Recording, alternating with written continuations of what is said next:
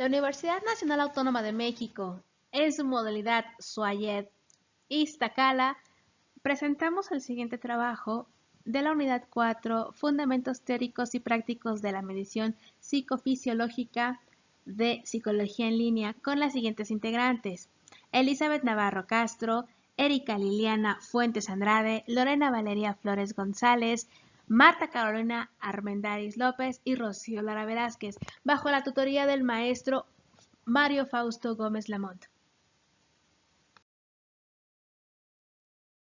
Sin más preámbulos, vamos a entrar al tema: fundamentos teóricos y prácticos de la medición psicofisiológica. Vamos a verlo en forma de manual. Bueno, ¿y de qué vamos a hablar? Fundamentalmente de 4 temas. Primero, el sexismo dentro de las ciencias experimentales. Segundo, sistemas clasificatorios de las variables psicofisiológicas. Tercero, conceptos y problemas relacionados con la evaluación psicofisiológica. Y por último, los registros psicofisiológicos en la evaluación conductual. Vamos a ver.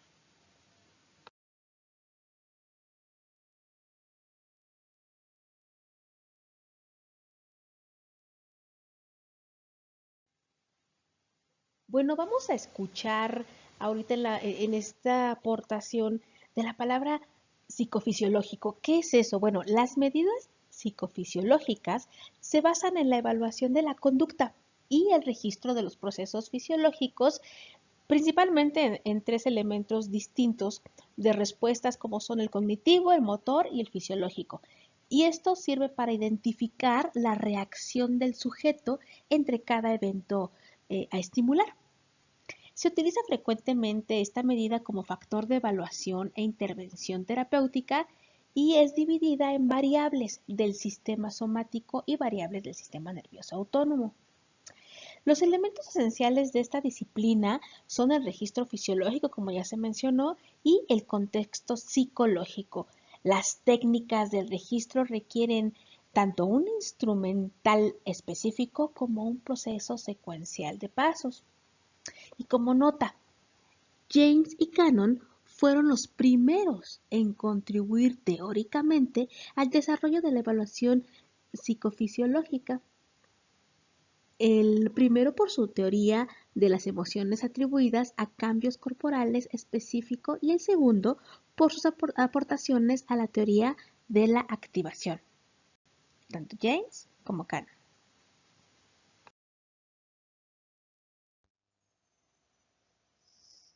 El sexismo dentro de las ciencias experimentales. El conocimiento en el mundo de las ciencias ha sido determinado por una percepción empleada por los hombres de raza blanca, de clase media alta, de forma dominante, en una sociedad racista y patriarcal. Stephen Rose, 1986. Para comprender el mundo de las ciencias experimentales, su historia, sus aciertos, sus errores, su ideología, se debe reconocer que la ciencia se encuentra definida por su propia visión. Es así que en los años 70 queda demostrada la presencia de elementos sociales, políticos y psicológicos en la edificación y resultados de la ciencia. Por otra parte, en los años 80 y 90 se descubre el androcentrismo en las ciencias, referente a que el hombre es la medida de todas las cosas, pero desde una visión masculina, unilateral y general, que finalmente distorsiona todas las ramas de la ciencia. Así pues, por esa razón, los investigadores feministas se plantearon la tarea de rescatar a las mujeres de la invisibilidad en la historia, pero sobre todo, luchar por devolver a las mujeres su papel de persona histórica en la ciencia.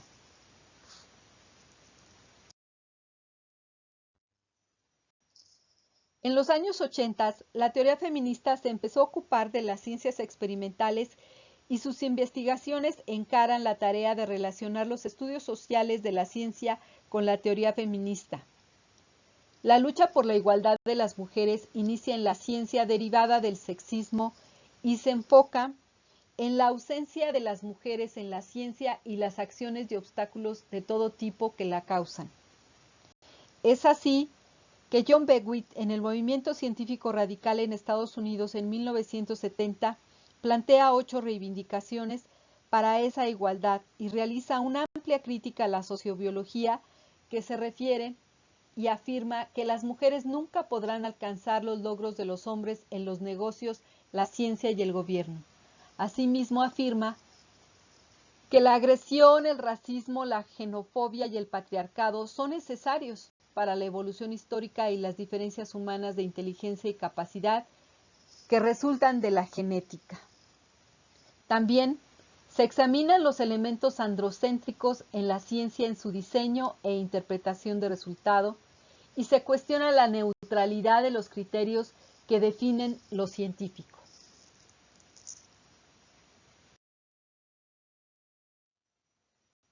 De esta forma, el sexismo, el racismo y el androcentrismo son un problema de actitud y prejuicios.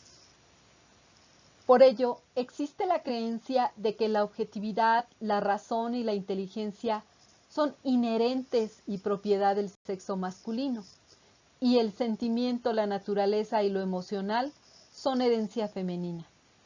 Por tanto, hay consecuencias para la enseñanza en la ciencia, y aunque se ha avanzado en cuanto que las mujeres han accedido a la ciencia, se sigue perpetuando una imagen de las mujeres como diferentes e incapacitadas que se esmeran ante pruebas fáciles para equilibrar su carencia de capacidad y talento personal. Por eso, se debe promover el cambio en las relaciones sociales e individuales para revalorizar lo femenino, una formación del profesorado científico para huir de ese pensamiento dicotómico. Se puede concluir que el sexismo en la ciencia existe y es evidente, además de ser un método empleado en el patriarcado para mantener una situación de inferioridad y subordinación al sexo femenino que abarca todos los ámbitos del ser humano. Sistemas clasificatorios de las variables psicofisiológicas. La clasificación más utilizada de las variables psicofisiológicas es la compuesta por señales bioeléctricas directas, señales bioeléctricas transducidas y las señales biológicas físicas. Los instrumentos de medición de las señales bioeléctricas directas son electrocardiograma, cuya función es que registra la actividad eléctrica del corazón que se produce en cada latido cardíaco. Electroencefalograma, que registra el funcionamiento del sistema nervioso central, concretamente de la actividad de la corteza del cerebro. Electromiograma, registra el funcionamiento del sistema nervioso periférico y los músculos que inerva. Electrooculograma, es un examen que consiste en colocar pequeños electrodos cerca de los músculos de los ojos para medir su movimiento. Electrogastograma, es una prueba no invasiva que permite determinar la presencia de disritmias gástricas o un ritmo eléctrico gástrico normal. Y finalmente, potencial dérmico, que es una prueba no invasiva que permite determinar la presencia de irritaciones en la piel. Instrumentos de medición de señales bioeléctricas transducidas. El primer elemento de esta lista es la resistencia dérmica, que registra la capacidad del material de oponerse al flujo del calor. Luego, la conductancia dérmica, que registra la capacidad de la piel para conducir electricidad, mide la relación de la corriente que atraviesa la piel con la diferencia de potencial. Impedancia dérmica, registra la capacidad que tiene el organismo para conducir una corriente eléctrica. Admitancia dérmica, registra el paso de corriente de la actividad eléctrica en la piel. Plestimografía de impedancia, mide los cambios de volumen en función de las variaciones en la impedancia eléctrica, utilizando el principio físico de la carga iónica que posee el flujo sanguíneo. Neumografía de impudencia, es una prueba no invasiva que compara los volúmenes y frecuencias respiradas con las obtenidas por neumatocografía. Y finalmente, reoencefalograma, Es una prueba que permite estudiar la circulación cerebral y representa las variaciones de impedancia intracraneal en relación con las modificaciones del flujo vascular. Los instrumentos de medición de las señales biológicas físicas son la temperatura, que registra la actividad eléctrica de la piel, el volumen pletismográfico, que registra cambios de presión y volumen que se utiliza para diagnóstico de enfermedades pulmonares o cardiovasculares, el movimiento, que registra la conducta del organismo, motilidad gástrica, registra la acción fisiológica del aparato digestivo encargado de desplazar el contenido de la boca hacia el ano. Presión sanguínea, mide la tensión ejercida por sangre circulante sobre las paredes de los vasos sanguíneos y constituye uno de los principales signos vitales. Y finalmente, el flujo sanguíneo, que mide la cantidad de sangre que atraviesa la sección de un punto dado de la circulación en un periodo determinado. Las variables del sistema somático están relacionadas con la actividad electromiográfica, la actividad electroculográfica y la actividad respiratoria. Las variables del sistema nervioso autónomo están relacionadas con la actividad electrocardiovascular, la actividad dérmica y la actividad bioeléctrica. Ahora les voy a hablar de los conceptos y problemas relacionados con la evaluación psicofisiológica. De acuerdo con Vélez 2006, los problemas con la evaluación psicofisiológica en relación con la emoción han sido reportados con técnicas de neuroimagen, específicamente con la técnica de resonancia magnética funcional. Para esto es necesario definir la emoción, la cual es una experiencia multidimensional con al menos 3 sistemas de respuesta: cognitivo-subjetivo, conductual-expresivo y fisiológico-adaptativo. Una de las funciones más importantes de la emoción es preparar al organismo para que ejecute eficazmente la conducta exigida por las condiciones ambientales, movilizando la energía necesaria hacia un objetivo determinado. Para Aguado 2002, la importancia de las variables fisiológicas partieron de la interpretación de Austin 1996, el cual decía que la emoción es fisiológico-adaptativa, a consecuencia de la percepción de los cambios fisiológicos producidos por un determinado evento. En zonas encefálicas específicas, es decir, en caso de que no exista una reacción somática, la consecuencia principal sería la inexistencia de alguna reacción afectiva. Ahora daré un breve ejemplo de investigaciones de evaluación emocional mediante técnicas psicofisiológicas. Mediante el estudio de Vélez 2006, Psicofisiología de las emociones, tesis doctoral no publicada UNAM, se ocupó un diseño experimental tomando en cuenta un sistema clasificatorio de señales bioeléctricas directas entre encefalograma, cuyos resultados coinciden con que las regiones temporales como las frontales son las encargadas de procesamiento de situaciones sociales y morales. Ahora, el estudio de Rosset H. 2012, que lleva por nombre Evaluación psicofisiológica de los efectos de la música posterior a la ejecución de una tarea estresante, tesis de licenciatura no publicada UNAM, se ocupó un diseño de tipo cuasi experimental, tomando en cuenta un sistema clasificatorio de señales bioeléctricas directas entre electromiograma, cuyos resultados dieron a conocer que los tipos de música tienen la capacidad de modificar las percepciones de los participantes en la actividad del sistema nervioso autónomo.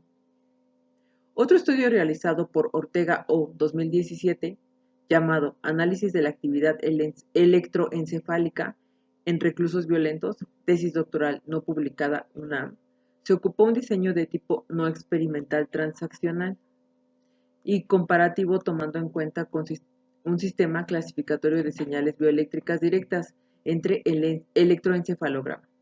Estos resultados dieron a conocer 2 tipos de tendencia en el grupo de psicópatas, debido a que marcaron mayor actividad en las interacciones tálamo-corticales. Y por último, el estudio realizado por Flores B. 2017, que lleva por nombre Evaluación psicofisiológica del estrés en mujeres con cáncer de mama en riesgos de síndrome metabólico, tesis de licenciatura no publicada UNAM, se ocupó un diseño de tipo no experimental, transversal descriptivo correlacional, tomando en cuenta un sistema clasificatorio de señales bioeléctricas directas entre electromiograma, cuyos resultados dieron diferencias significativas entre los grupos en la recuperación después del estresor cognitivo del área frontal. Ahora bien, dentro de los problemas que pueden ser abordados dentro de la psicofisiología asociada con la psicología de las emociones, se encuentran las investigaciones de evaluación emocional mediante técnicas psicofisiológicas previamente mencionadas, las cuales muestran que la categoría analítica empleada dentro de la psicología de las emociones fueron fisiológico-adaptativo, que en la evaluación por sistema clasificatorio en totalidad se trabajó con señales bioeléctricas directas entre electroencefalograma y electromiograma, para dar a conocer cambios en las evaluaciones corticales y musculares ante situaciones experimentales y no experimentales.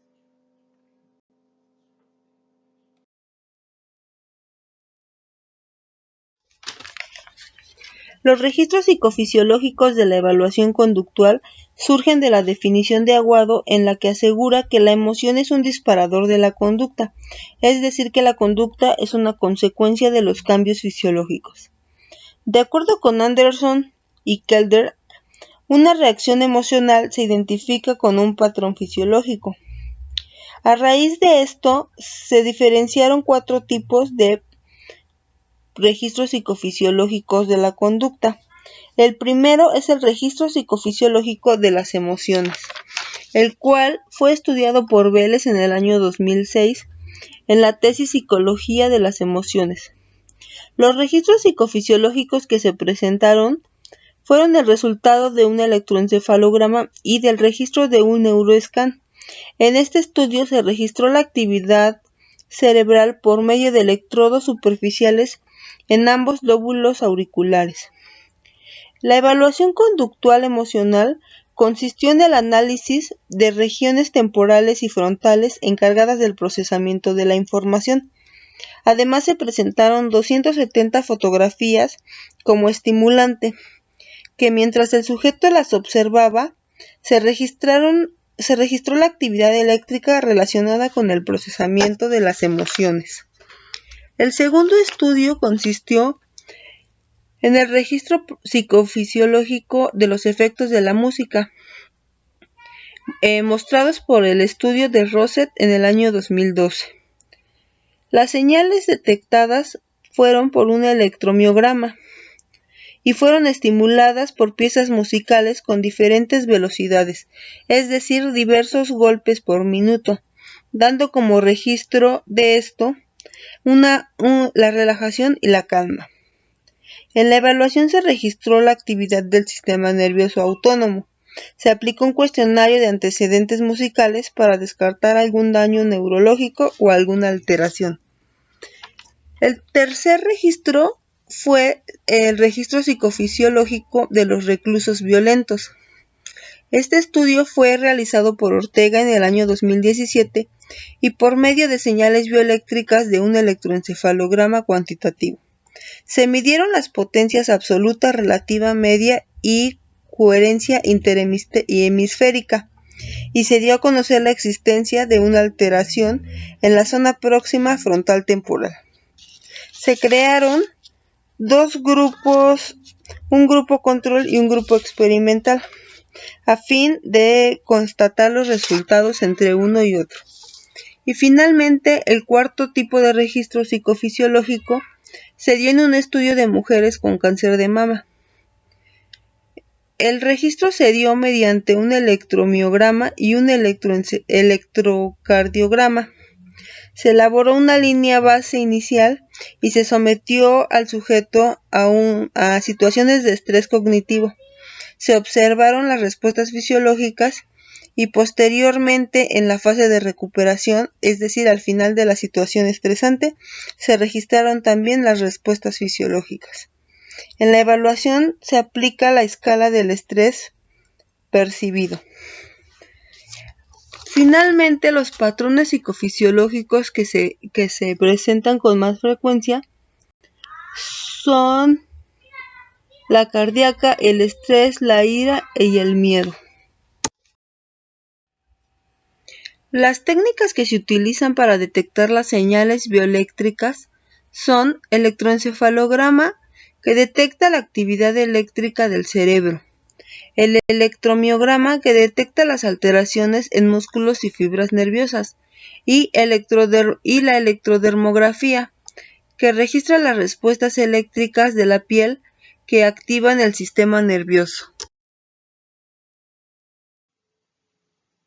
A través de la información hemos visto que la evaluación psicofisiológica busca indicadores objetivos de los trastornos o estados psicopatológicos en comparación con los datos que obtenemos más subjetivos cuando los tenemos a través de entrevistas o cuestionarios.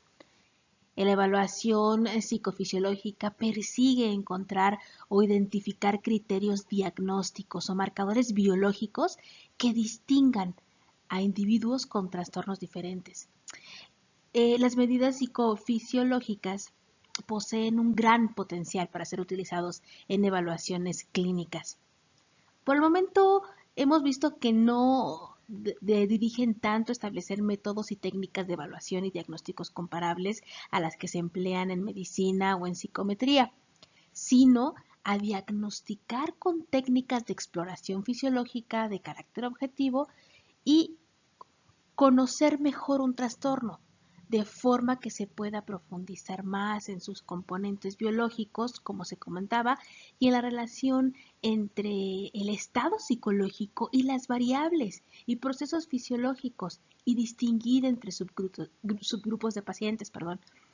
Entonces, cuando utilicemos la psicofisiología, nos va a ayudar en la investigación y nos va a aportar, por ejemplo, a ampliar la evaluación objetiva de los estados mentales alterados, a estudiar el funcionamiento interno del cerebro, desarrollar técnicas de tratamiento efectivo como el biofeedback, los cuales son usados en los trastornos neuromusculares, gastrointestinales y cardiovascular, o nos puede proporcionar también conocimiento de relación entre comportamiento y enfermedad.